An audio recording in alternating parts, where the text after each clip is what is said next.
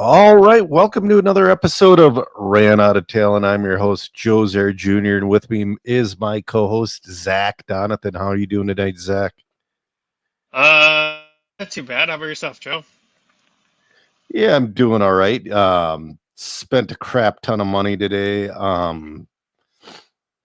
Yeah, worked on RC stuff, did RC stuff these past 2 weekends when I said I was going to take these next 2 weeks off, but you know how that goes. I do actually. Yeah. uh, So let's start out. You were sponsoring the Roar Nationals and you were there all weekend mhm. long. How was that? I mean, from my view, the track looked awesome. Um, yeah. So let me finish sharing this. Cool. Um, so I talked to a lot of people in the building, and my initial impression of the track after watching some people go around was that the track was easy to go around, like not hard to make laps, but hard to go fast on, which has kind of been the theme that's coming up the last um, couple years or two, and something that Eddie's really been striving for at Hoosier as well. In what other, I'm not sure all the genres, but in 10 scale, off road and on road, 12 scale as well. The track seemed to be going more towards that style of track, like easy to make laps on, but hard to go fast on.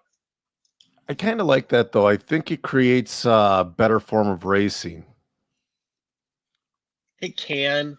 Um, it's like this track specifically, there was only like one fast line, I was told. Okay. So if you were kind of offline, you you didn't get a lot of great racing in. Um, so I feel like this layout was really good Mm-hmm. for the Nationals. I wish it was a little mm, more racy. There were some spots maybe you can go like two car widths um, to try and race each other a little bit more. Sure. And there were a few marshalling spots that were kind of you had to watch 360 degrees, and it's just Oh, not. And it's just part of the layout, and like I get it. I'm not trying to badmouth Tutor. It's just kind of no. like one of those layouts. Like you try something and you get some feedback. Um, but yeah, I think overall it was a really big success. Um, the layout was, or the turnout was down from what we would have expected, but on par for what we expect for a non-qualifying year at Worlds. Sure. Um, so I'll talk on Clayton's behalf, just because we had spoken, and he had kind of identified a few things with some other people. And some of those things is the main thing that the main thing that Roar's qualified for right now is to Mm-hmm. get people to you know into Worlds. Roar is recognized as the governing body for the U.S. So when there's not a qualifying year for whatever form of racing, the historically the entries have been lower on that year. Right. Um, this would be the third big race this year at Hoosier. Um, it big, and so that kind of deterred some people. I feel like not a whole bunch, but if it's 20 people, that's everyone runs two classes. That's 40 cars. Sure. Um, and I'm gonna call out the locals. Where are you at, guys? I didn't see any locals there. There were at least 25 locals that didn't show up that had business being there. I'm not going to name out anyone specifically, but just the locals in general. Disappointed he didn't show up. That sucks, and that's one of those things. Oh, Jacob Schweisberger checking in. That's one of those things that, man, you get those locals and they're like, oh, I'll support a Tuesday, but I won't support, one of the most important events that they're holding. Yeah, and it's not. I think the nationals should be a prestigious event. Um, Yeah. I think like Joe Schmo shouldn't be able to race the nationals. Yeah, but But that's not the way it is. right, but also that's true. But also there are 25 local fast guys, and I'm talking fast like me, for example. Like I'm not like You're gonna not beat Dakota fast enough. Fed. No, but I'm fast enough to be like in the C main. You're competent. Yeah, I'm the circulator. Yeah. Like my skill level or above, there were at least 25 individuals that didn't show up. Right, right. Um, and that's kind of where that was a little disappointing. In the last thing's the economy type of thing. I think some Yeah. people just didn't go because they don't have money to spend, and I get that. Like I get that part. You know. We got Don Tolbert checking in from Alaska. We got Stinky Soul One from Twitch. Oh man, that could be a bot. Could be. I Don't hope it's you? not. Dude, I love the username. I hope it is not a bot. Anyways, so I understand the budget, and you looked at me like, what the hell today? Because I came home with the new lawn tractor. But Yeah. then a couple days ago, I said, dude, I don't have the money to go to INS because of all the crap that went wrong with my fifth scale Hmm. and my son's fifth scale. I got a new motor broken in for him, by the way, today as well. Well, it's like everything. I have real life money and I have RC money, and usually I have enough RC money to travel and do this and do that. I don't have it this time, man. Yeah. Well, priorities. It's not, it is priorities. I hate to say it. I mean, yeah, I would love to move money Hmm. around and shuck off certain responsibilities and what have you. And I talked to the wife. I'm like, well, between Joe 3 and I, it's for the crappy motel we stay in, it's would be $350, and then another couple $100 in entry, and another couple $100 in food, and then this and that. And we're looking at $1,000, which is no big deal. Don't get me wrong. Well, it's a But couple grand and like plus tires and parts. well, what I'm saying is it's a grand. I wouldn't need many parts. I've seen you Um, drive. yeah, I know, but Island makes very reasonable layouts. I mean, like if you watch Tom Renderdeck's video of him just cutting corners and shit, I love that people didn't let that go. It was just practice. It was no big deal. He was just doing practice lap, and there was a single jump, and there's a corner they went over, and people are just giving him crap, which is funny. But their layouts look like they're hard and they're gonna do damage, but they're so reasonable. Okay. Um, I mean, yeah, I'll be at INS. yeah, So you're gonna you be at can, INS. yeah, and I'll be doing lots of fun stuff at You're gonna run Dirt Oval. I will not actually. You're come on. Why would I run Dirt Oval? I'm not. I'm too young for that. You I still are. have hair. Like with so Yep. many things are going for me that I shouldn't do that. The thing is, you're probably not gonna lose your hair. You're 30 whatever years old, Hmm. and it's still there. Mine was gone at 26. Oh, my grandpa still got a full 82. Yeah. My grandfather tried getting hair plugs in Mexico. It didn't work out too well. Oh, I don't know why. Yeah. Yeah, Jacob, I don't have any RC cash left. Lance checking in, Fritz checking in. Fritz, I believe, is in Texas right now, running with our good pal Chad Neiman. He's normally in Taiwan. Oh. Minnesota native, but so yeah, my thoughts on it, on the whole Hoosier thing and entries being down. My number one thought about it, it was 2 weeks after RC1. Hmm. I mean, there were I pros that weren't at the Roar Nationals because it was one or the other, and INS, I'm sure, pays the same for a Roar than a Roar National. Yeah, I feel like just the scheduling, probably had something to do with it too. I didn't really to look at it that much. But yeah, I mean, you have just there's so many races now. And like, I'm still of the opinion that we start combining some of these races so that we can get good turnouts all around and not have a race every weekend. I don't disagree. INS schedule's a little bit weird. It's I mean, like, fine. no, it's fine, but it's like you have like month to month, like back to back months, and then you don't have something for like 2 months. Yeah. It's just odd in that sense, if you were to make it a consistent every 6 weeks, and because the 10 scale world, I mean, there's shocking amounts in the summertime. You have the Team Associated series coming up at the not Hoosier, the Omaha Hobbyplex.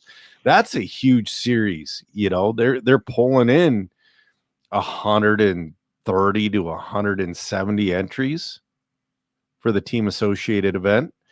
And they do that. It's their yearly summer series. Mm-hmm. So that's one of the things. You have those, you have Aurora Nationals. Yeah, in May. I get it. Because you really can't, there's no good place to put it. But Well, there would have been, but with some of the other races this year, it's just kind of just unfortunately, it needs to be booked out a year plus in advance, not 6 months. true. So that would solve some problems as well. But it just kind of worked out how it did. Yeah. Yeah. It wasn't a bad weekend, and it was a No, lower turnout, but it was it's almost well, 200 entries. it wasn't full, but I've been to an off-road Roar Nationals that had 100 entries, I believe it was, in Joliet, Illinois. I think it was like 100 or 110.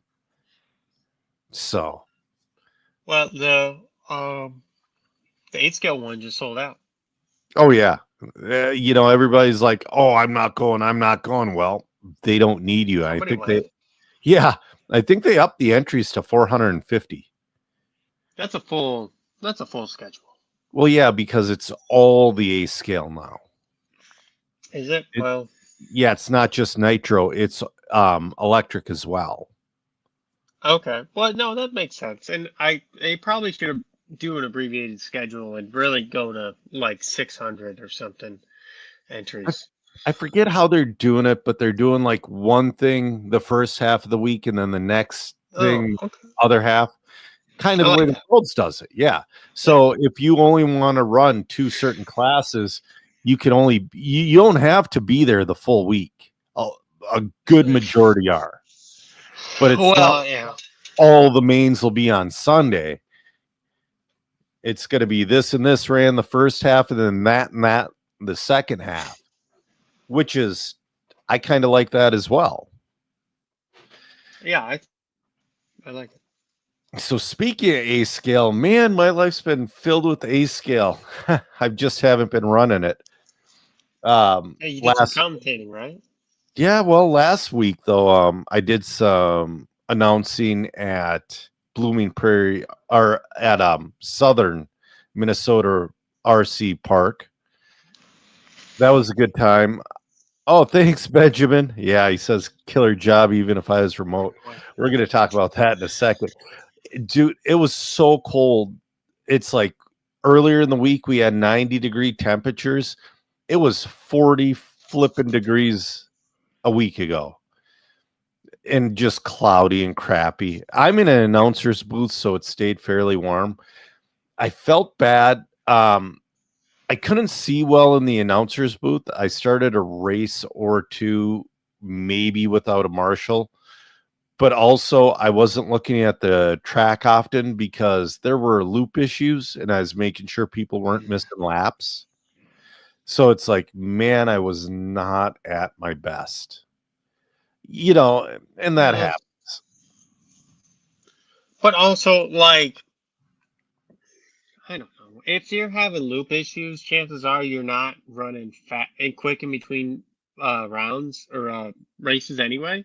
So, like, how about marshals get out to your positions after you race? Because that's always an issue, and It's always I an don't understand. I don't understand it either. And the bigger scale you get, the bigger of an issue it is. A scale, I would say 90% of the people went out there to marshal when they were supposed to. But the problem is we needed 100% of the people. Well, you know what I say? Start docking laps. I agree. But again, I wasn't really, I was watching, I was literally watching the computer screen and the decoder because the decoder is telling you the signal and all that other junk. Yeah, I mean, at the local asphalt track, I Yeah. have time in between rounds. There's like 5 minutes in between each round, Oh, just wow. because. Well, there's not like a ton. Like a club race is like 40 entries, Yeah. So so it's you not. There's like 5 classes or something. We go like every hour, hour and a half or something, and then the nitro classes are longer in between. But we'll have like 5 minutes in between the round, and it does. There's no car right off the track. And so everyone goes back to the pits real quick. But if I do it quick, I can clean my tires in between while they're still hot and get all that yeah, crap off them. And then I can go back out on the track before they even call for marshals on the next one. Because sure. normally they're making their practice laps. I get out there after the first or second lap, and then it's all right. Yeah. Let's go. So, that was a problem. And then this week, well, a week, 2 weeks ago, Matt's like, Joe, I need you to come to Texas. I'm like, this is one time I can't, but he wanted me to race direct the Lone Star Challenge. Oh wow. Yeah, I'm like, I would love to. I can't make my way out there. My boss is on vacation for several weeks. Um, the owner, it just didn't line up. Yeah. Basically. So it's like, if I had more, but he understood. He's like, yeah, I totally understand. It's super short notice. And then, so the person that was supposed to be doing the commentary in the mod booth ended up race directing. And he was having problems getting marshals. Holy crap. But I digress because I've lost my voice shouting at people and they just don't get it. And unfortunately, you have to dress down people that don't marshal like little children. They think they're special. They think so when you're trying to do a 2-minute turnover, you don't have time to bring your crap back. You don't have time to sit and BS. You get to your cone and then do everything. But yeah, I know. I've been to a ton of events. Yeah, and they had over 350 entries. But then all of a sudden, I buy a waffle ticket, and this was Friday during seating, and I make a comment, hey, I got a waffle ticket. I'm excited, and I'm going to buy some more later. And all of a sudden, I get a message from Matt. He goes, dude, you want to try a remote? I'm like, I can try. So I did the last half of the round of qualifying on Friday. I did a little bit on Saturday, and I did like the first third on Sunday. Sunday, my audio was junk. What Matt was trying to make it so I could hear him in the interview bay, which I would like to, but it's not necessary. Well, he figured out how to do it on Sunday, but that totally bombed everything else. Audio went to hell. And I understand it. Audio gremlins, it sucks. So, it was kind of funny. So we're trying to figure it out. And there's this jerk, just a complete jerk in the comment sections, calling us names, doing this, doing that. And then Matt was asking for he's like, hey man, this is expensive. Support our waffles. And he's like, oh, here, Matt asking for money again. So Matt blocked him from the stream. My microphone was not supposed to be hot, but my microphone was hot. And I called that guy a little bitch. But he was being one. It's not like I'm just, because there were people in that comment section giving constructive criticism and being like, your audio's doing this, but now your audio's doing that. And they were helping. Mm-hmm. This guy was just being a jerk. So it's one of those things. I'm like, oh man, I'm going to get fired right now. And then Matt's laughing about it. He's like, don't even worry about it. Don't even worry about it, And then he's laughing about it. He goes, I can't believe you called that guy a little bitch. And then all of a sudden his phone's ringing. It's his fiance. Your microphone's hot. He's like, oh. So Matt's microphone was hot as well. Whoops. Yeah, and that's one of those things. It's like, it's unfortunate it went out over the broadcast, but I'm not sorry about it. It wasn't something, because it's something I would have said to the guy's face as well. Well, and I mean, I feel like I don't like waffles personally. I understand why they're necessary, especially for what you're doing. Like we talked a little bit about numbers behind the scenes type of thing. And it's not feasible right now for the tracks to, provide enough financial support. But between the broadcasters, sponsorships, the track money, and the waffles, it does make it go from break even to profitable. Yes. Plus with the waffles, I kind of like that somebody gets something for, that's nice. You can buy a $5 ticket or a $10 one, and you get, $600 item or whatever. That's cool. And I think that it's, I think that that's a nice value for whoever gets it.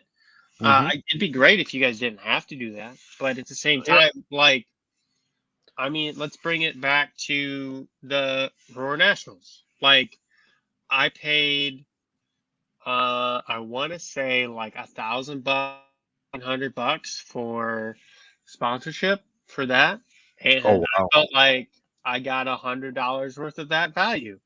Yeah. I meant to say something, and I kind of was just like, I didn't know when the right time was or anything, and I don't know if it's anyone's specific fault. And I didn't listen to the broadcast booth, so maybe I got some value from them calling specific sections. And they did say Donathan RC. I think I had 13 5-wheeler. Yeah. And that was fine. I don't mind the class thing, but then I wasn't there I wasn't there Tuesday, Wednesday, or Thursday. I showed up on Friday, Saturday, and Sunday. Yeah. And I was there for the whole day, minus lunch for those 3 days. Sure. Or Sunday, because we had the food truck on Friday. And you know what? I didn't hear sponsors called out one time. And that kind of sucked. Like I said, I did hear Donathan RC 13 5-wheeler, which is fine.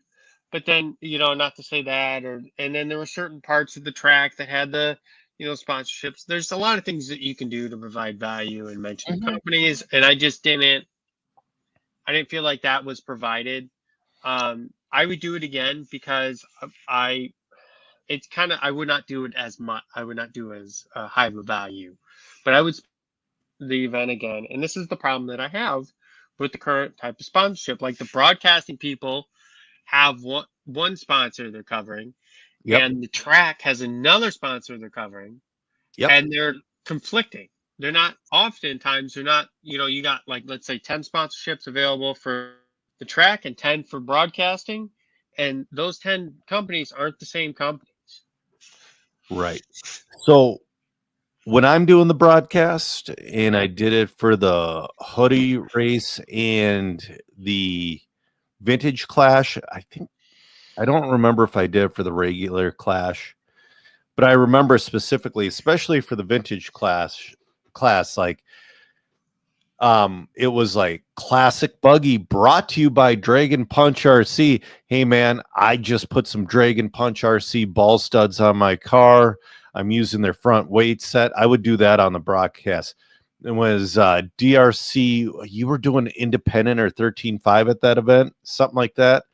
I'm like, man, I've been running his leads for years. And he also has sensor. He's got this on the broadcast. I personally do that, but you're not going to hear shit from the announcer at the actual event. I mean, what's the value then? My name's there, and I do how do you? The value more so is the broadcast, because you're not, and that is a tough thing. Sponsorship, sponsoring a broadcast has a whole lot more value than sponsoring a class at the track and putting your name. I mean, it's kind of cool to have your logo on the track, and be like, he's going over the DRC step down right now into the team associated chicane. That's kind of cool. But think about this though, and this is a tough thing about sponsorship, and I hate to say this. Let's go to NASCAR. Have you ever bought Budweiser when Dale Jr. was sponsored by him because of Dale Jr.? No, but that's a different thing. It is, but it's not. They I'll tell you what, they advertise a hell of a lot more of the driver sponsors in NASCAR than they do in RC. Yeah, I mean, there's normally 2 or 3 big sponsors per race weekend, and I understand they kind of switch, and there could be more, but kind of that type of thing. And I can understand what they're doing, and that's kind of a bigger thing, but it's more so like a write-off for that. When I'm trying to so one, I want to support the track because I love the broadcasters, but if there's no track, there's no racing. So right. I don't know how, something's got to be better, sponsorship wise, because it's going downhill quick. And I don't have a problem sending door prizes. No, because I get a better value out of door prizes than I do, sponsoring in dollars. I can say this: when you send waffle prizes to Matt to give his door as waffle prizes, people love it, because instead of getting a T-shirt, they're getting a kick-ass charge lead. Yeah, I mean, I think I give Matt one a broadcast or something. I don't know if he uses that. I think he just gives them away sometimes. But yeah, I think there are a lot of things that we could do for that kind of thing. But just sponsorship wise, I feel like something needs to change, because sure, I just don't.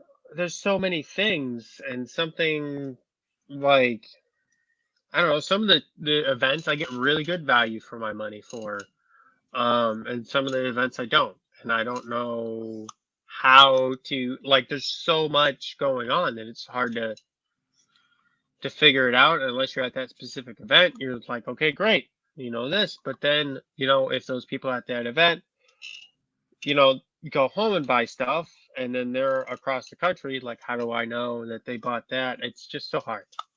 Right.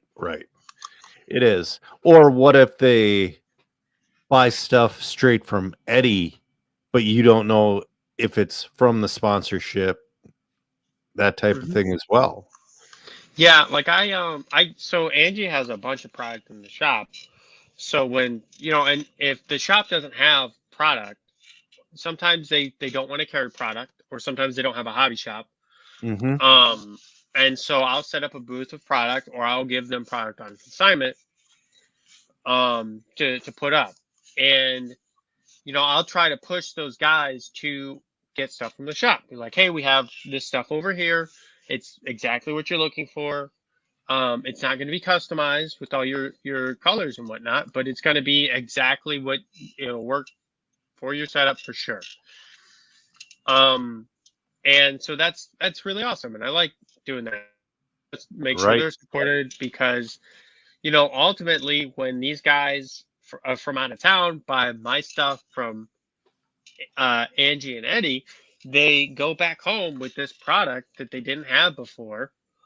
And then their friends see it, and the next track sees it, and they're like, wow, that looks great. They're like, oh, thanks, I've had it for years. Yeah. Still going strong, like that kind of thing. So I don't know. There's positives and negatives to both, but let's get into some results from the Nationals, if you don't mind. I think Yeah. there are a couple highlights Oh, that definitely. I think were really good. The most surprising one out of everything Yeah. is Brennan Schimmel.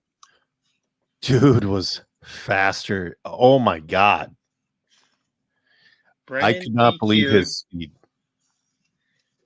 7 out of the 8 rounds, or Yeah. I can't remember how many qualifiers there were, but all but one of the qualifiers, and he lost it by a small amount. And He that lost. was really impressive. Wait, did he lose? Let's see. I got it up right here. He lost 4-wheel by a small amount, and he won 2-wheel, correct? Yeah, I think he won 2-wheel. Dakota He won won 2-wheel. 4-wheel. Yep. Man, And Dakota's been looking really good, especially in 10 scale, where I would think, like yesterday at the Lone Star Challenge, he looked very, very good in A scale. I knew round 2 of qualifying Dakota was going to be a problem in Nitro Buggy, but anyways, yeah. So 4-wheel though, Dakota Fenn taking that win, Brennan Schimmel in the 2, Brock Champlin in the 3. Now Brock, he's been there, but man, I would say it wasn't Brock's weekend. I would say he's by far the best looking Schumacher. Yeah, I would say so. He's also had the most time on the cars. Yep. I think Tom's come a long way. Yep. I've heard they have new cars. They do, yeah. So we'll get into that maybe after the results. Sure. Because I did get to see it. So yeah, I don't know. And who else surprised me was Davey Bada. He's always. Yep. Go ahead. Sorry. Well, he was stock, and then he had that period where he was, in the same boat as Brennan, where they were like mediocre mod drivers learning to come up. Like, not mediocre, but like comparatively, they weren't as fast. Right. They're like still beat the doors off me. Yeah, oh for sure. But they weren't as fast as like Dakota, as an example. And so this last year, both of them have just shot up. They've gained a ton of speed and consistency. A lot of those races were won with 99% consistency, which is crazy. So last year, I really started watching Davey Bada and Mod at the INS event at the Omaha Hobbyplex. And he was one mistake away from winning everything in all classes. He had one mistake per race that would put him from 1st to 6th. One Marshall. That's what one Marshall does to you. And it looks like he's cleaning up that mistake here and there. I know his consistency is pretty damn good, but he's got great speed too. We'll see. I don't know, man. I really think Davey Bada's at a really important juncture of his career, if he really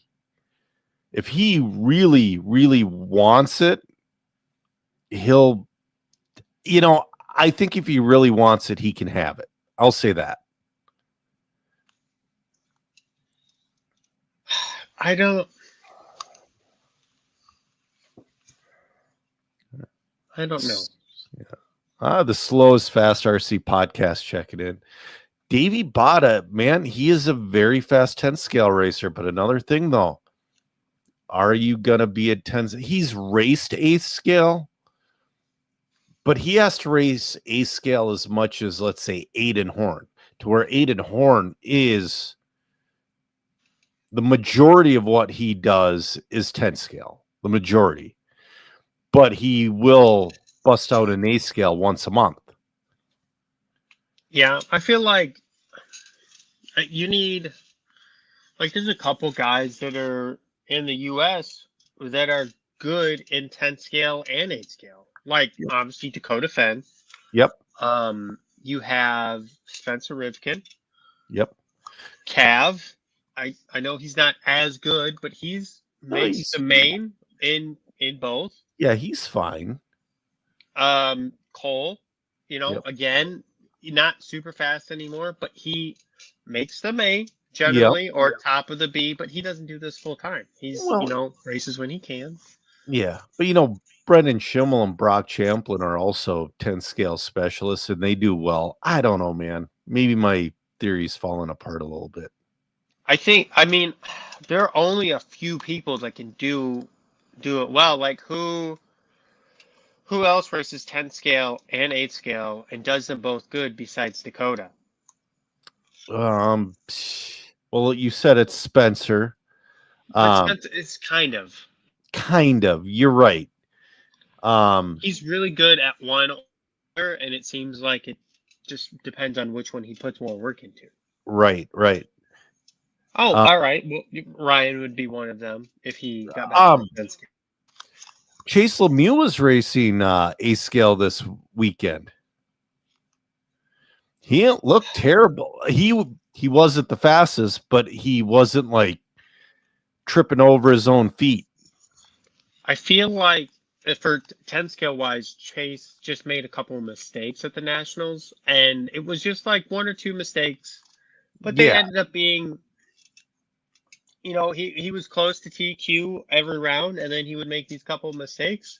But his 10 scale program is rock solid, though. What I'm saying is he was racing at the Lone Star Challenge this weekend, which I think personally is a good thing for growth. Oh, yeah, Chase won Motoramas in e-buggy against top guys. Jacob is wondering, any work on Ryan Mayfield in 10 scale? He made the A's at the Roar Nationals, and he beat some good guys into the A main. He wasn't there this year, though. Yeah, he was. Oh, not Mayfield. Sorry. I was thinking Cavalier. Yeah, no, Mayfield. Mayfield has a Schumacher deal, but he hasn't done a damn thing with it. Has he?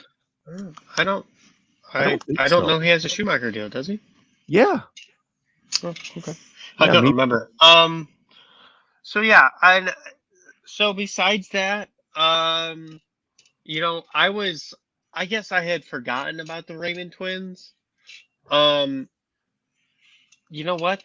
Those kids are super fast, and I'm not going to say anything, but I know they can be faster. And that's all I'm gonna. But they're also kids. Yeah, they're like 13, maybe. Yeah, they're gonna hit a juncture in their life. Yeah, and it's gonna be. I think it's gonna be the Brock. I mean, I know Brock and Blake are a couple of years apart, but Brock and Blake Champlin were on the same trajectory, and Brock went this way, and Blake went normal life.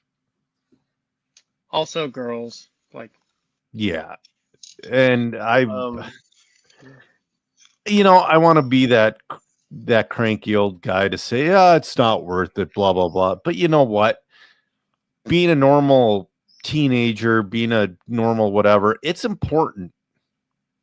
Well, because if they like keep going, they're going to be paid better or more. I don't know. Like they're like they're winning against the best people in the country right now. Yeah. Like who I was really surprised about is Dominic Passion.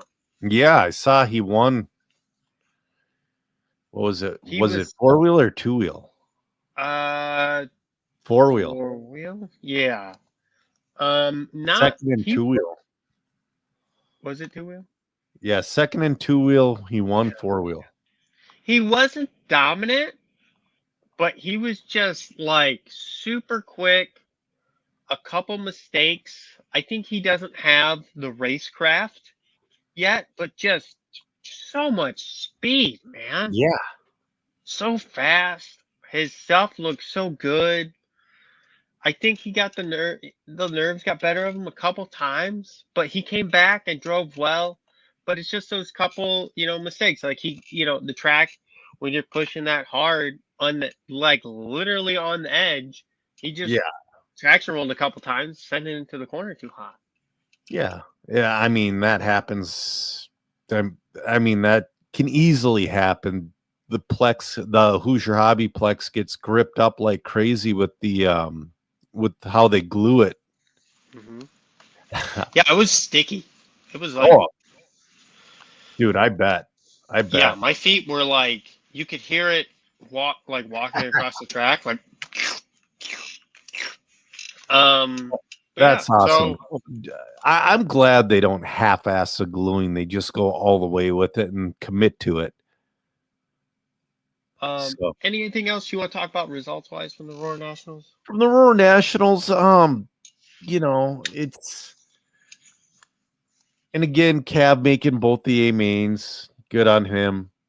I heard this on the Hobbyplex podcast. The 40 plus classes had more than the regular modified classes. Yeah, I mean, They don't have the I'm depth torn. or the talent. I'm torn on all that. I don't think there should be 40 plus classes. I don't. We'll talk about that when we get into Thornhill. But Zach Rogers had a pretty good idea. Oh yeah, Matt Iceberg saying, oh, he's excited. Oh, he's going to travel for the first time to one of our local tracks in Minnesota. That's cool. So you potentially took a look at a new vehicle at the. I got a glimpse of it. I didn't get to hold it. I could look down upon it with the body on. So his strip club rules. Yeah. Um, uh, so, I was talking to a driver who had it there. I'm not going to say who he was. And I asked if I could hold it. He said no, but you could look at it, as long as you don't pick it up. And I said, okay. So I kind of, peeked around what I could. I happened to see that driver put a battery in his car, so you got to take the body off. Yep. And the thing that driver said, when I asked him about what he could share with me, about the design, and came to the conclusion that it was a more traditional design. Okay.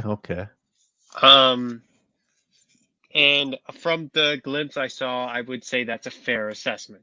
Now, I'm not a buggy specialist, so I can't really tell you what's, the minutia of all that. But I would say it looks like the other buggies. I don't know how else to describe it. Mm-hmm. I think it's, Schumacher has had that buggy with the belts for so long that them being innovative is going back to traditional to get like to where all the other people are. I absolutely agree. And I was a little worried about the durability of the arms on that car after seeing them. And I don't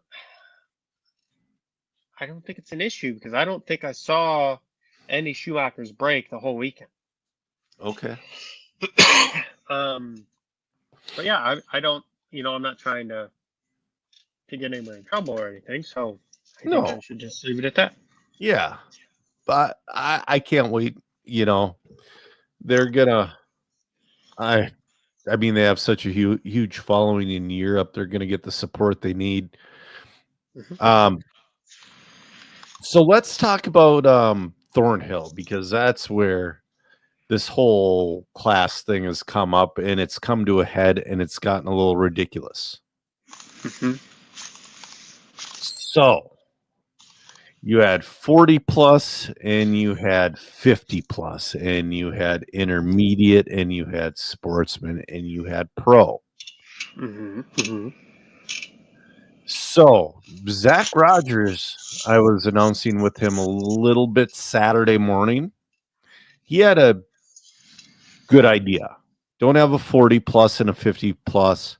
Just have like an old man's vet class. Like, you maybe split the difference and call it 45. Um, Instead of having sportsman, intermediate, and pro, you just have open and pro. Because a lot of those sportsman guys could have competed with the intermediate. Intermediate, though, really couldn't have competed with the pro. There was definitely a big gap there. I mean, I just don't understand. Like, what's the difference in doing that or having 8 scale electric buggy and Yep. you have the A main, you have a B main, you have a C main, you have a D main. Like the Yep. fast guys are still going to be up there. You seed in on or Sure. you seed into qualifying, so you don't have Dakota Fenn running with me. Yep. Like it's not going to work out well for him. I'm going to try to get out of his way. I'm not going to do it good enough. Right. Yeah. He's just going to run right over you.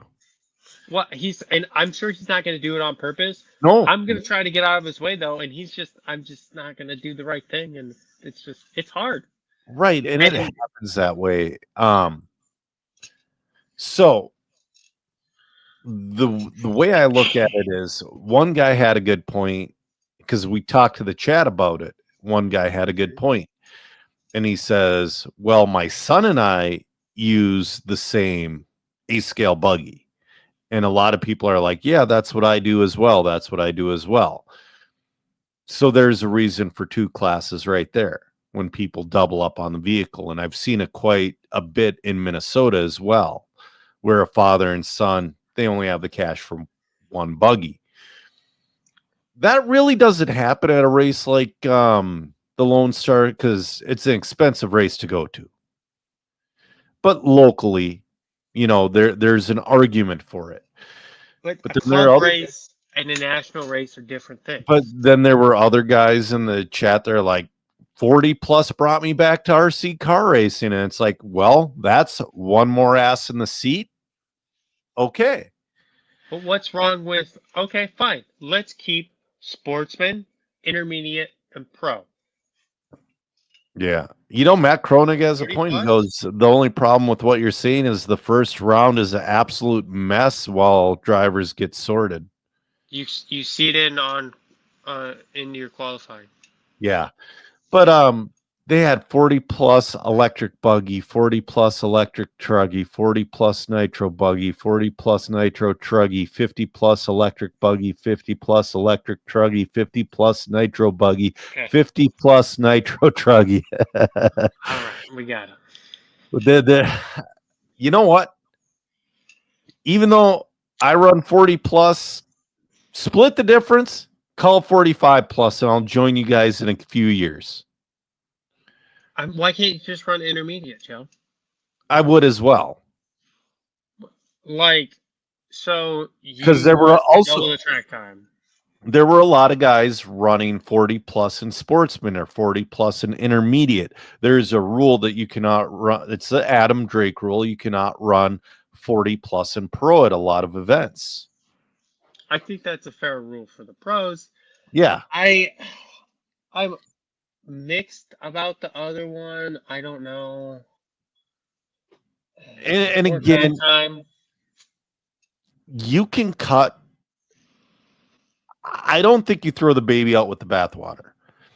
I think you combine sportsman and intermediate and you call it open. Because I was watching it, and in the lower sportsman mains, there were legitimate sportsman drivers that were brand new, Mhm. you know, but also in the lower intermediate mains, that's where I would say the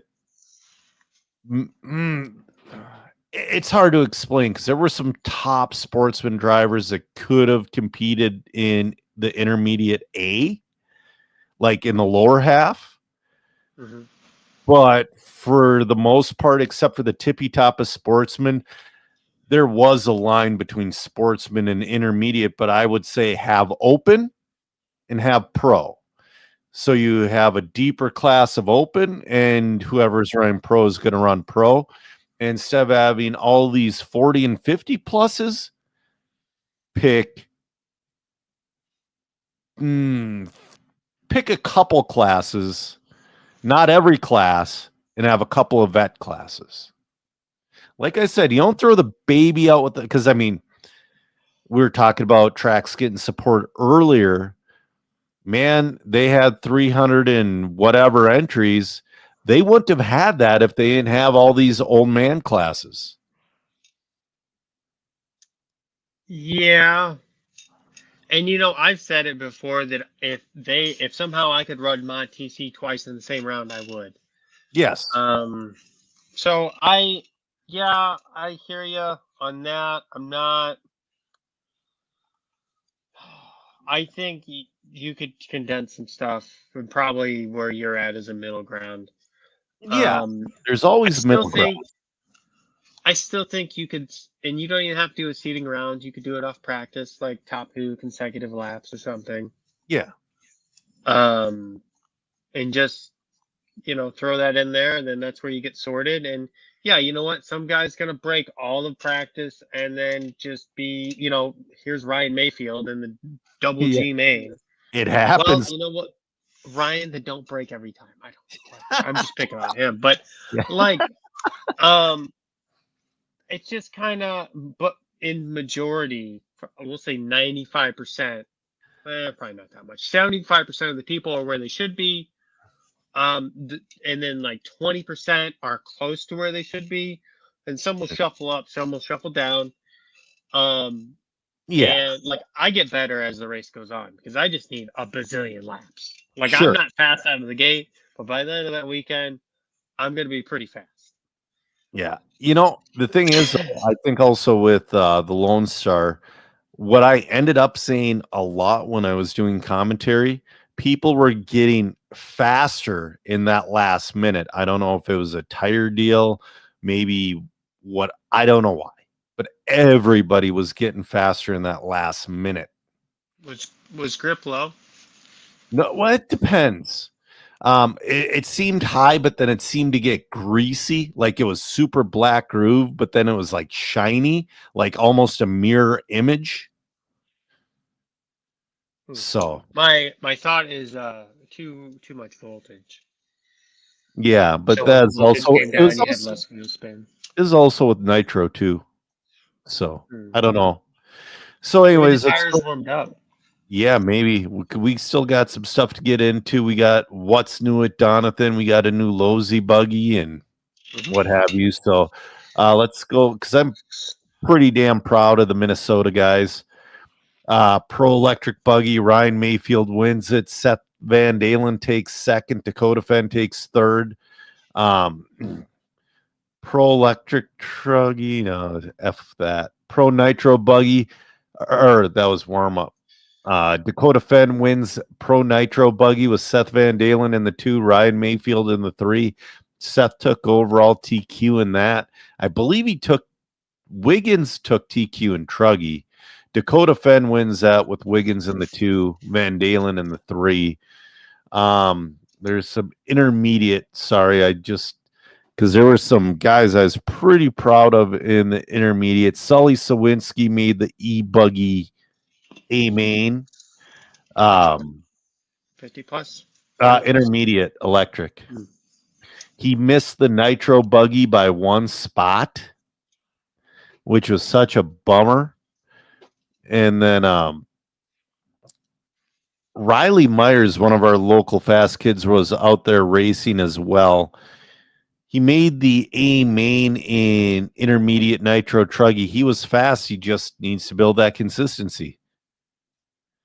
Yeah, too slow RC saying that Thornhill track was really nice looking. It was very racy, lots of places to pass, lots of places to race, high risk, high reward quad.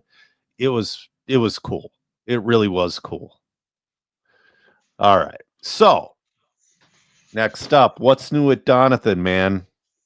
All right. So I didn't send you anything. I kind of forgot. So that's okay. So what I want to talk about is battery testing, battery performance, battery numbers. And I'm gonna try and keep this short. So I'm gonna set a timer here, and let's try to go for 5 minutes. Okay. All right. So I've been doing a lot of battery testing with the Battery Wizard, which is a highly calibrated performance testing device, discharge device for batteries. They're super calibrated, so you compare tests and data from one unit to another, unlike a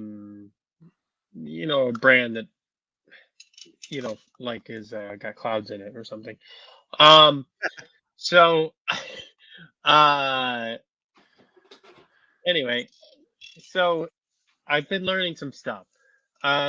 First thing I've been learning is that IR, which everyone loves to, go on about, my IR is 0.5 or whatever. Well, IR is directly correlated to the heat in the battery. So, Sure.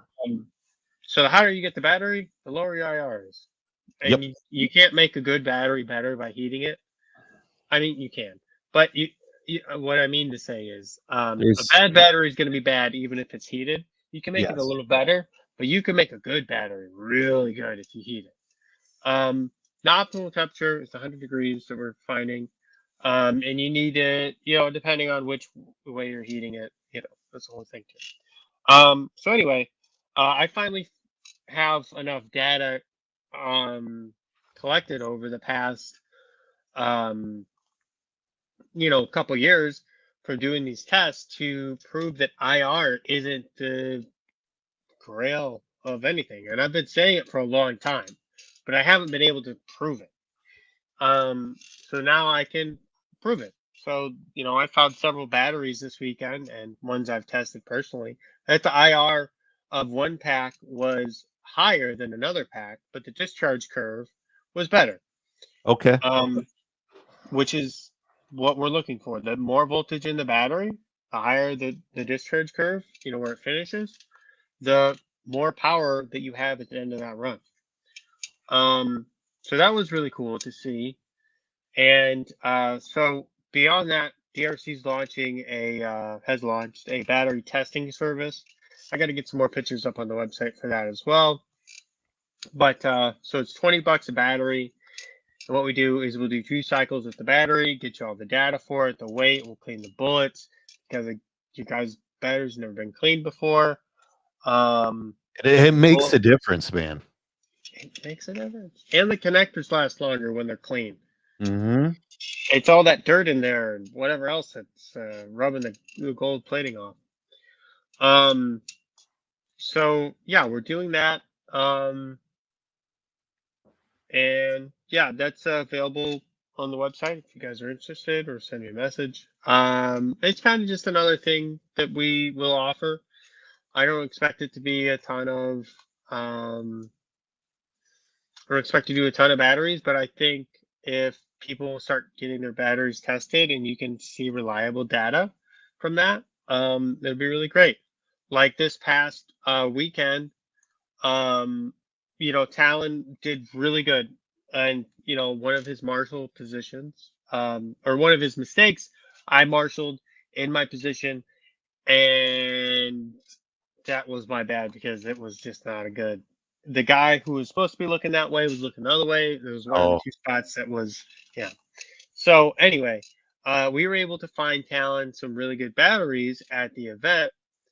Um, and that way he had the power he needed to get there. And another person who's been using the WMH racing tools is Manny Gonzalez. And he's been able to prove with the data on the bench from the Batter Wizard and the other tools from WMH Racing Yep. that they have that correlate to track times, and not only that, but like proven by fast people. Like the the Raymond twins who won. Yeah. Well, I guess it was it Levi? He who won? I He think it was was. yeah, he won that because of the Batter Wizard testing which battery was better. Okay. Yeah. So No, that's really awesome. And another thing, so what I correlate with lower IR with is just the newer the pack. Because at a certain point, I can always get them, quote, low, but not as low as they were when they were new. But yeah, the Battery Wizard, I'll be honest, when there's an expensive tool, I ask people who use it, and I'm like, is that really necessary? Because I asked Jeff Choban, and he's a very serious touring car racer. mm-hmm.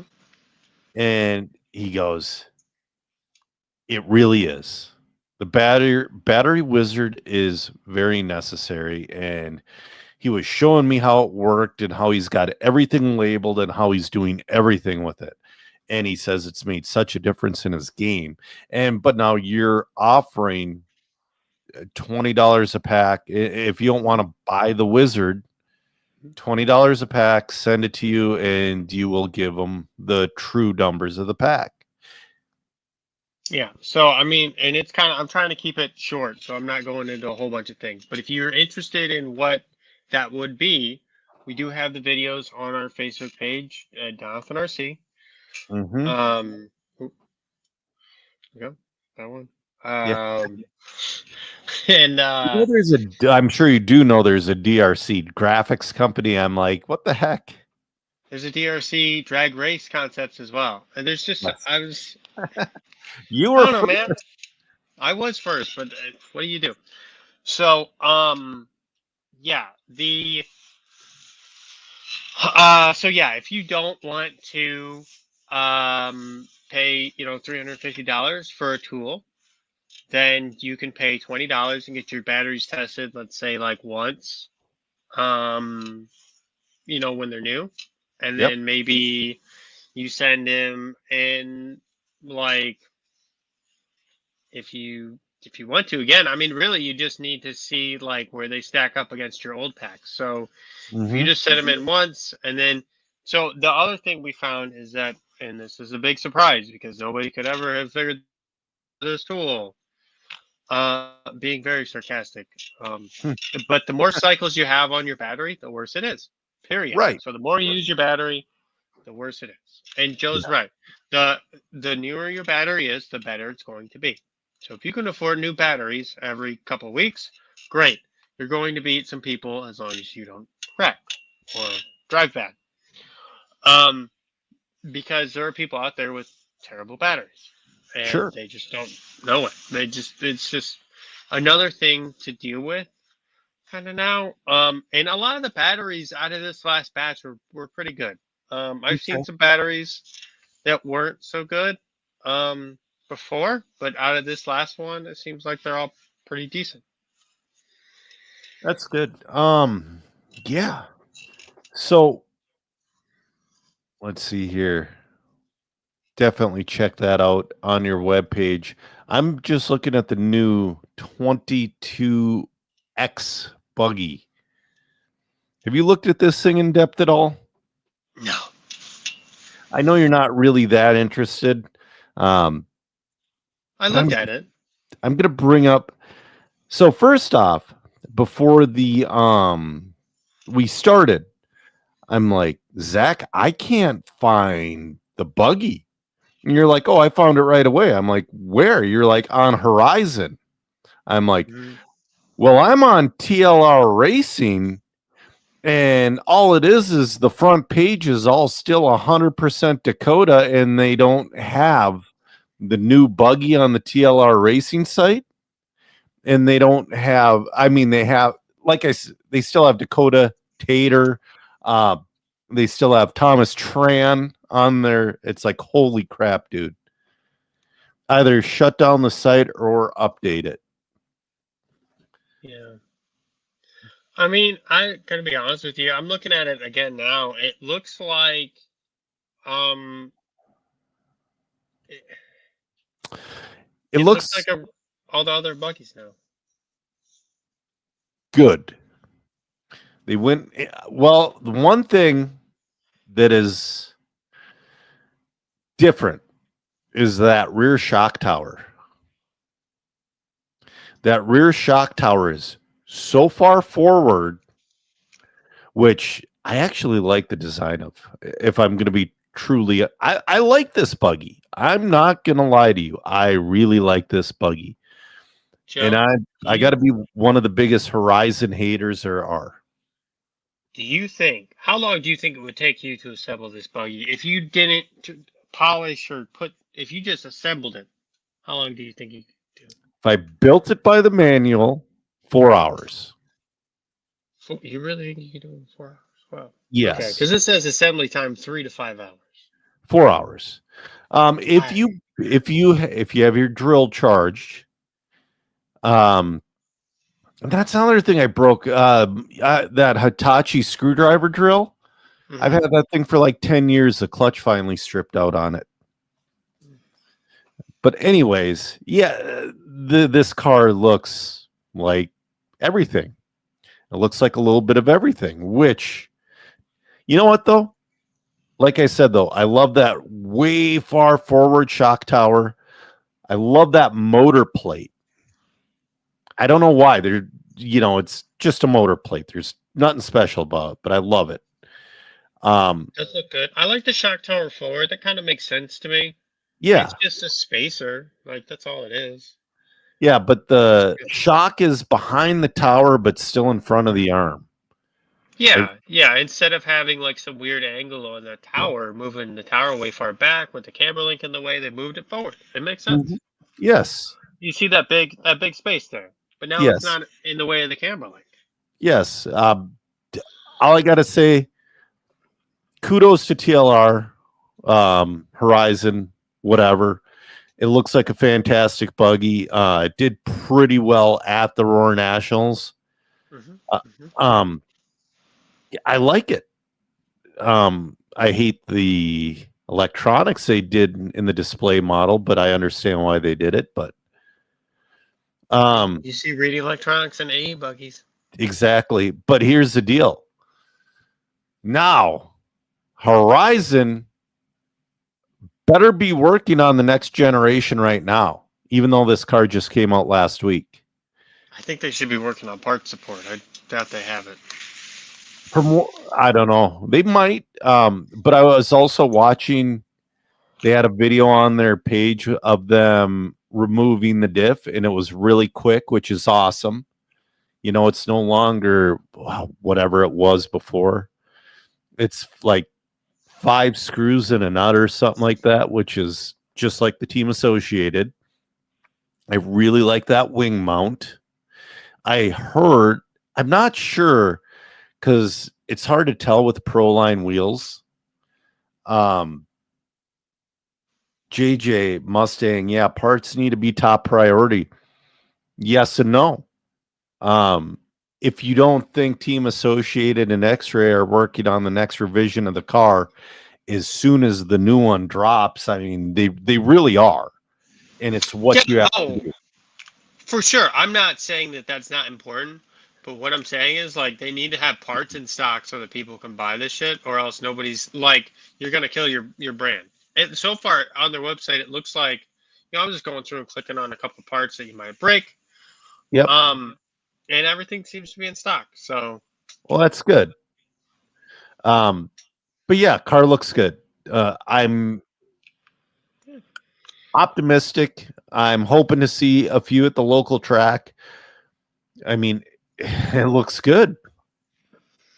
Nothing else Yeah, I I can. feel like Matt says he thinks he'd rather roll the dice with the new Agama N110. That's a cool car. And again, that's one of those cars where I look at it, it's like, God, I'd love to have one and never ever pull the trigger. Jacob's wondering, do you think it's too late to recover for what they lost for Horizon Hobby? can Um, we resurrect the Titanic? Because that's well, what this is. not with the submarine and a video game controller, you can't. Oh. Been over a year. It's been a long time. I could make. I mean that. Yeah. Nonetheless, no, you can't. It's gone. They messed this up. I mean, they should have waited one more year. Is what they should have done. They should have done. I don't know.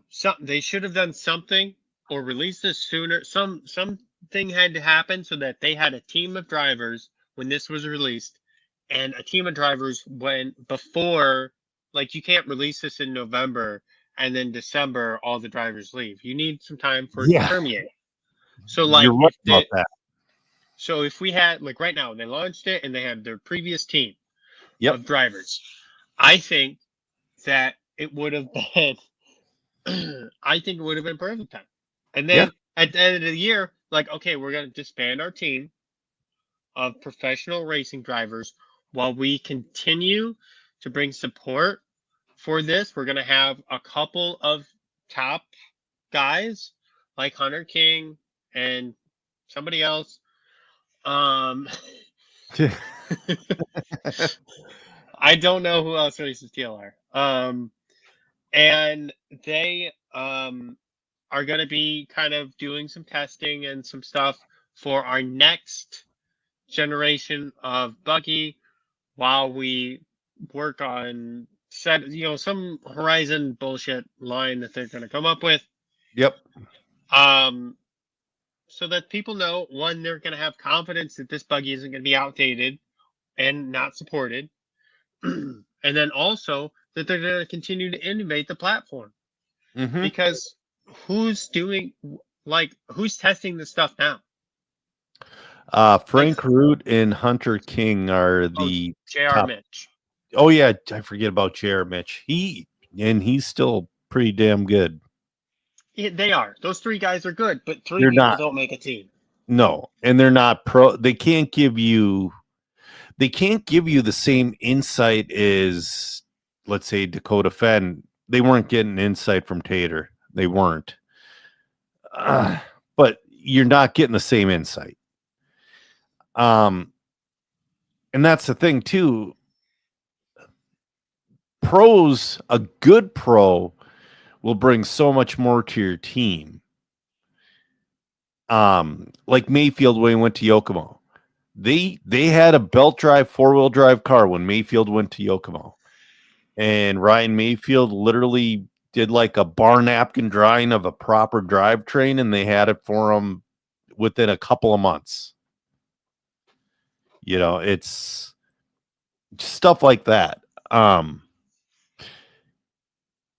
The B7,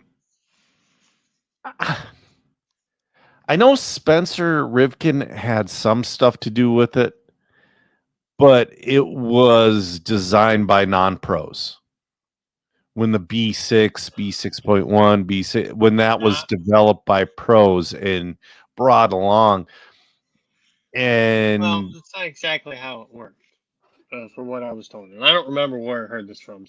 But I heard it from somebody. And so Cloud Klingforth designed the B7 as a prototype thing.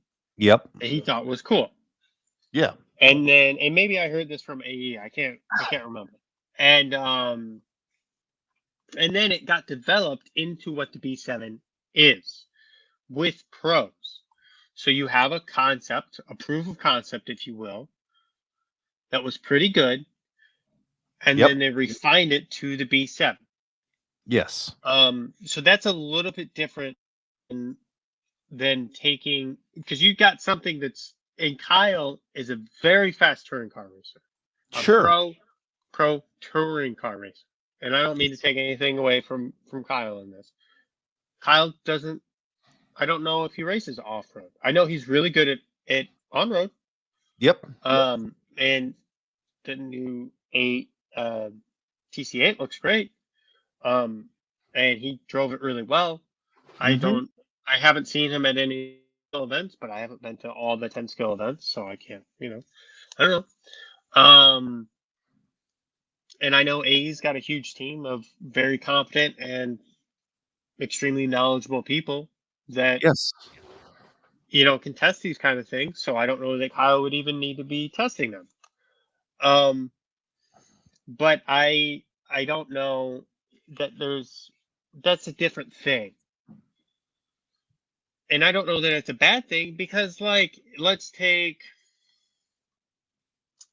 Yokomo, Kyosho, Tamaya, all these other brands. Like the people who are designing these cars aren't racing them.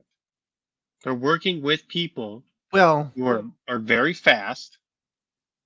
They might drive them, but they're not going to be the ones who, like, when Reinhard was with Tamiya, like, whoever was designing that car was giving, I'm sure they were having some feedback, but Reinhard was like a huge driving r- force in it.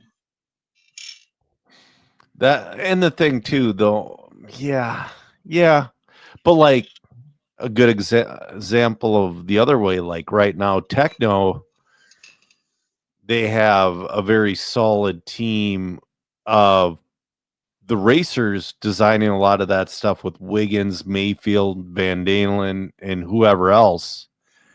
A lot of the team are coming up with a lot of the parts that they are running now. And they're going to That's Techno and true. saying, I want this part. And they're like, okay, That's a different thing it together as is. well. It is. I don't think there's a lot of people out there like that. Sure. And that's hard to say. If you have, like, that's me. Like, that's Mm-hmm. my jam.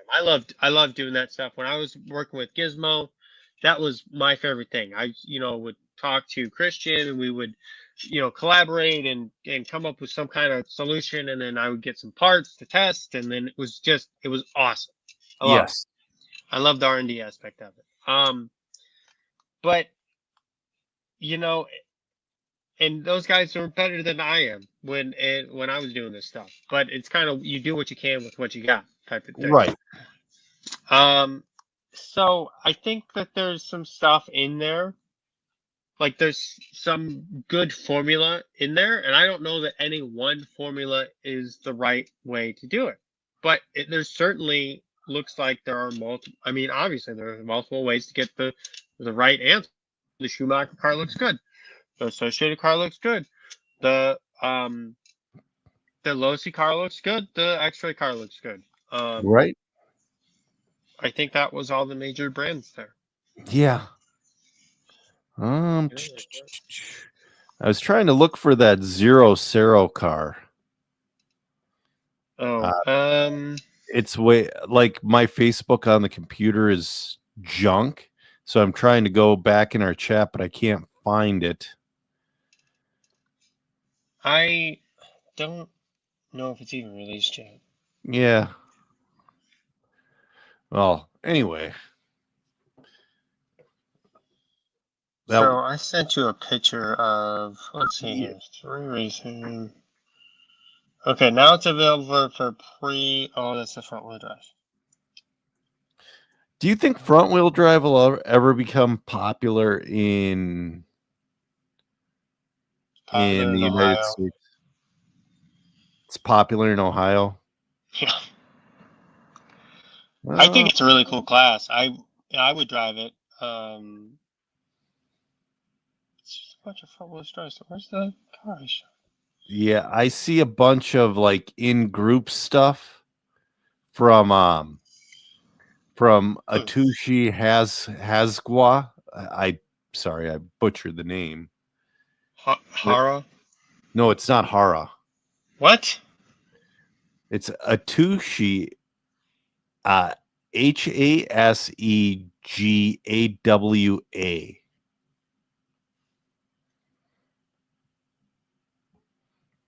Here, I'll share my screen.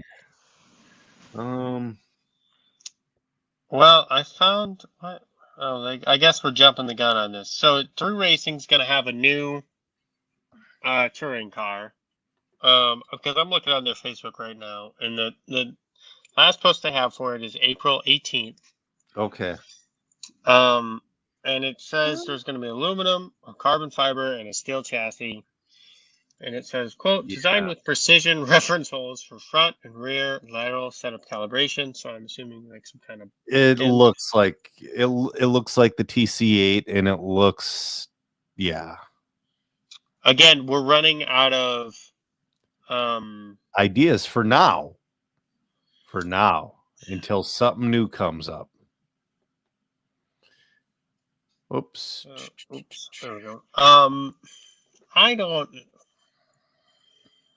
We're coming to the point where like the T4 was on. We had the T4 14, T4 15 was an improvement over the 14. The T4 16, T4 17, T4 18. And then finally, the T4 19 got knocked off the dominant post. Yep. That they had 5 years of a very competitive car that was at the top of the field. And then you saw the switch to Awesomatics. And then X-Ray kind of started pushing back. And by the 23, you saw where you were like, is it Awesomatics? Is it X-Ray? And you still don't know because now Schumacher's in there they finally developed a good car. You have all these other brands like the new Mugen looks great. There's so many good touring cars right now. TC8, maybe that's going to be the hot car. Maybe. Hard to say. Yeah. I think it's going to be, chassis, surface dependent to which chassis is going to be competitive. Kind of like the ARC touring car seems to never be competitive on carpet, but it kicks ass on asphalt just because that's like what it's designed for. Yeah. Jacob's wondering, do you think Schumacher will move away from the belt-driven four-wheel drive? Yes. The answer is to something more traditional. I only had a couple more notes. Team Associated did another re-release. They should have done that. They're doing everything way out of whack and way out of order.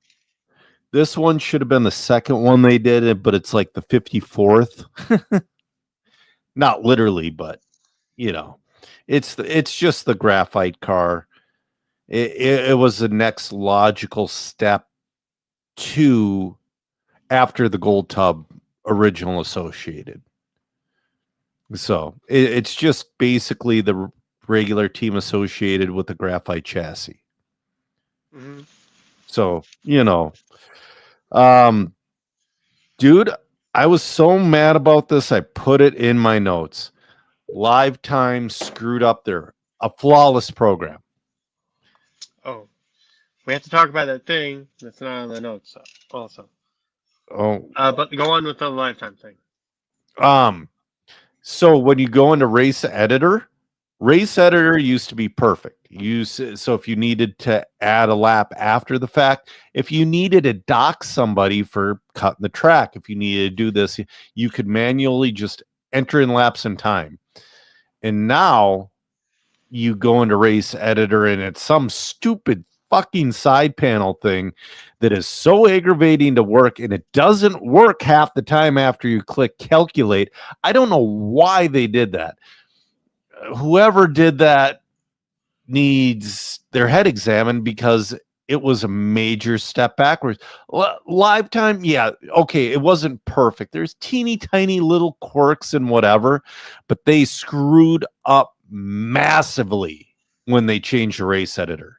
Massive. I was so angry last week when I went to edit some laps because like I said, the loop was screwed up. And I'm like, I don't know how to do this. And then after the round, I figured it out. I'm like, this can't be right. And then I talked to other people who've used it. They're like, yeah, we can't believe they did that. This is a terrible move. Anyways, what else do we not have in the notes? Tessman. Oh, yeah. No, Ty Tessman started posting again. He went silent. Basically, he went silent after he did the interview with Keenan in April of 2024, which About a year. Yeah, about a year. But also, he closed down 110% Racing, which was his shop. It's like how JTP started. 110% Racing started the same way. JTP's gone the path of what 110% Racing would have gone if he would have kept going with it. And it seemed like after the HB era, 110% Racing was still there, but he wasn't pushing it as much. Like he used to have camps and shit with Gord Tessman. See, and that's really the way, that's how I think these pros make their money on the backside of their career.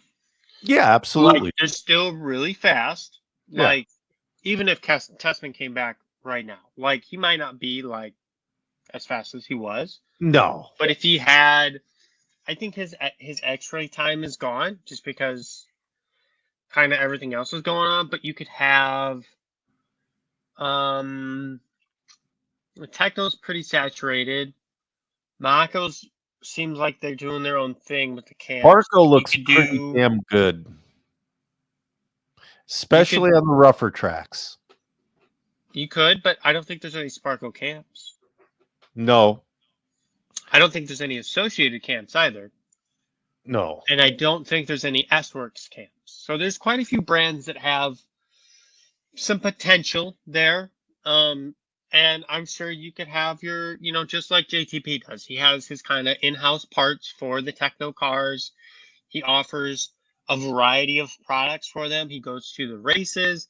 He supports the people that need them. He does mentoring or whatever you call that.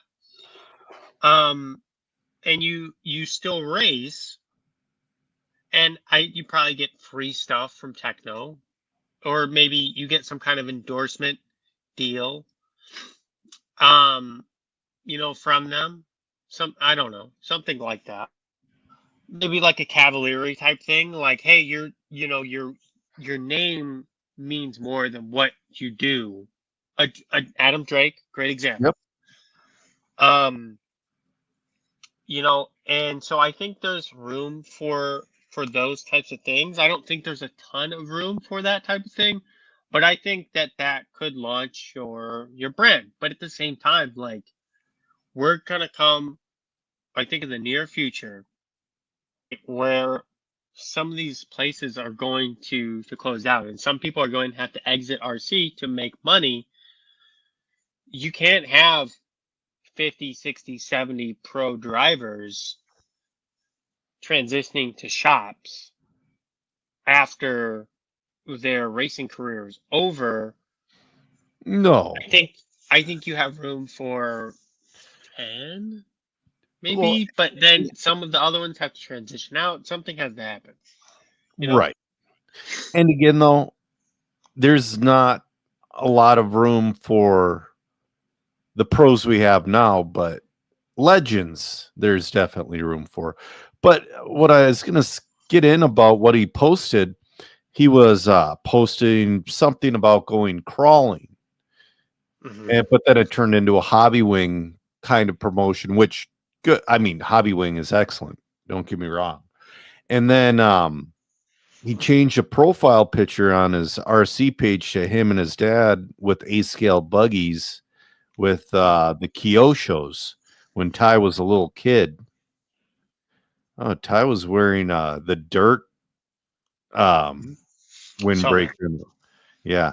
I don't know. Is there something hidden in these pictures? Am I looking way too deep into something that's not there? Maybe, if it's hard because to to, I don't know. I don't know how Ty makes money in this anymore. He doesn't. I think he's a welder now or something like that. He's a regular Joe. Right, but I don't see how he comes back and can make money at it. Do you think he? And this is where I've been curious myself. Do you think he comes back for like the love of it? Kind of like the way Dunbar came back? You know, Dunbar came back just for the love of it. He wasn't making a dime. Well, do you think he's even 100% with Yokomo? He might have been 75%. You know, He was probably like 100% on some parts, but like a kit was probably like, give us a couple $100 or something. sure, but you get what I mean. Do you think Mhm. he could be coming back just for the love of it? Maybe race locally in Canada. Do you think I he's don't, got that in him? Do you think he's got it in him just to have fun with it and not? I don't know him, so I I can't don't either. speak to it. I've only met him like twice, so I can't. It's kind of, I don't know. I'll tell you what, I've had a very, very, very unpleasant phone conversation with Gord Tessman once, and that was about it. Gord's kind of. I've never been a fan, but it's one of those things. Ty wouldn't have been Ty without Gord, but to a point. So Gord got Ty to a certain point, but when would have it been healthier for Ty to jettison Gord? I don't know, maybe after the HB deal. I think the first year for X-Ray or the first couple years was good. Mm-hmm. More hands make less work type deal. Yeah. The Ty and Chase, and who else? Probably somebody else I'm forgetting on X-Ray did a lot of work to get their 10 scale program in the right direction. Yep. Tom. And they did a pile of work to do that. And I think that was probably good. But then, like the last 2 years after it was good, like I think Gord didn't really serve a purpose other than to babysit. Right. And I'm sure there was things he did, but like in a capacity that was useful, I'm like, how useful is somebody who doesn't race? And does Gord design cars? Like, was he an engineer? Is he kind of like? It seemed more like a babysitter role to me. He's kind of like a meat and potatoes guy with the car. He knows what works and what doesn't, and then he kind of knows how to get there, and then he's the one that conveys that information to X-Ray to see if they can get him the rest of the way. I don't know. It seemed like he serves a big purpose then. Yeah, I don't know. And that's the thing, but that being said, I don't know. That being said, though, maybe this is just a peek into Ty screwing around with crawlers. I could be looking way too far into that profile picture. 90% of the time when I look into something like that, I'm looking way too far into it. This could absolutely be one of those times. He could just be playing with crawlers. Yeah. He could be going to be somebody in crawling world. I was going to say could be going to Axial Fest, but that's not happening this year. I don't think Horizon would hire Ty for a bashing brand. No. But, there's other companies that, and again, the crawler world, it's a whole different world with a lot of money you wouldn't even think about. I know. So let's check in with the chat here. Justin Dawkins saying he's still looking for a fifth scale. My friend Sarah is selling hers. It's race ready it's expensive, but it's worth it. Rachel Conway checking in, saying, hey. Matt Iceberg talking about racing in Monroe. I can't wait to race in Monroe. But anyways, yeah, I don't know, man. I don't got anything else. I was just so in my non-RC life, I'm a bit of a conspiracy theorist, but I'm not one of those guys who I don't let my life be ruined by conspiracies. Because it's like, you really can't do nothing about it anyways, but it's kind of fun to, look into other things and other possible things and whatever. And no, I'm not a flat earther before you ask. I am absolutely not a flat earther. Joe Scaramel checking in. How's it going? But like the conspiracy part of my brain went off when he posted that old picture of him and his dad and put that as his profile picture. That's what I'm saying. Something in my brain just went ding, ding, ding, ding. I don't know. What do you think?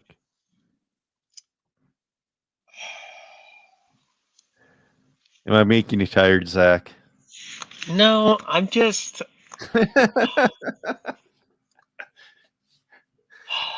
I don't.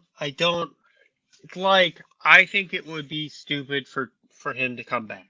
And I don't mean, I think it would be ignorant for him to come back at this point. He has effectively burned whatever bridges he had. Sure. He lost a lot of his value. Not that you can't get it back, but I mean, you took a year plus off. You're doing all this stuff. Like, you don't have an RC brand where you're supporting, like Tebow. Outside of this, you don't have like so many things, and it's kind of like I don't see how he comes back. If he does it for the fun of it, that's great. But otherwise, I don't see the sense in it anymore. Right. Like, yeah, no, you're right. Anyway, man, it's getting late. I still might wrench a little bit tonight. I'm getting cars ready for parking lot racing on Sunday. You have fun with that, Joe. I am. I'm getting the RC10 ready to go. And then we're racing fifth scale on Saturday. So it's going to be a full weekend of RC. I get no time off. Poor thing. I had time off scheduled. It didn't work out. Yeah. Well, so, all right, you ready to end this thing? Yeah, definitely. All right. I'm Joe Zer Jr. and with me was my co-host, Zach Donathan. And we have ran